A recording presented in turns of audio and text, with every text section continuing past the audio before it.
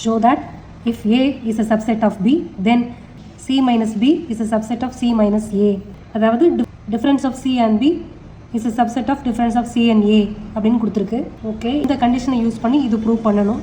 Okay, இந்த கண்டிஷனை use பண்ணி நம்மளா செட்ஸ் டிஃபைன் பண்ணிக்கலாம். given A is a subset of B. So நம்ம ஏபிசின்னு 3 டிஃப்ரெண்ட் செட்ஸு இந்த கண்டிஷனுக்கு சாட்டிஸ்ஃபை ஆகிற மாதிரி எடுத்துக்கலாம். ஏல 1,2ன்னு எடுத்துப்போம். So A is a subset of பின்னா ஏல இருக்கிற எல்லா எலிமெண்ட்டும் பிலேயும் இருக்கணும். ஸோ அது மாதிரி பியை டிஃபைன் பண்ணிட்டோம். சி எப்படி இருக்கணும்னு ஒரு கண்டிஷன் எதுவுமே கொடுக்கல. சிலேருந்து பியையும் ஏயும் மைனஸ் பண்ணியிருக்கோம். அதனால சி ஏயோட எலிமெண்ட்ஸும் பியோட எலிமெண்ட்ஸும் இருக்கிற மாதிரி டிஃபைன் பண்ணிப்போம். இப்போ சி மைனஸ் பி என்னன்னு பார்க்கலாம்.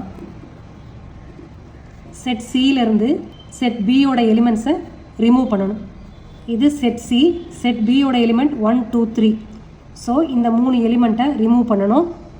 அதான் C minus B. Set of all 1, 2, 3 and 4லேருந்து எதை ரிமூவ் பண்ண போகிறோம்? 1, 2, 3 ரிமூவ் பண்ண போகிறோம். அப்போ ரிமைனிங் என்ன இருக்குது? 4 மட்டும் இருக்குது.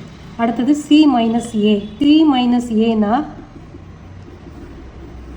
செட் சியிலேருந்து செட் ஏவோட எலிமெண்ட்ஸை ரிமூவ் பண்ணணும். செட் ஏல 1 and 2 இருக்குது.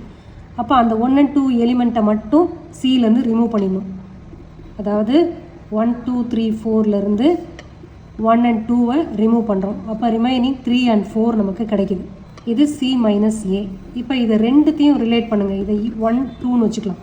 இந்த ஈக்குவேஷன் 1ல் 4 இருக்குது, ஈக்குவேஷன் 2ல் 3 and 4 இருக்குது. ஸோ இந்த 4 இந்த செட்டில் இருக்குது. அதனால C minus B is a subset of C minus A.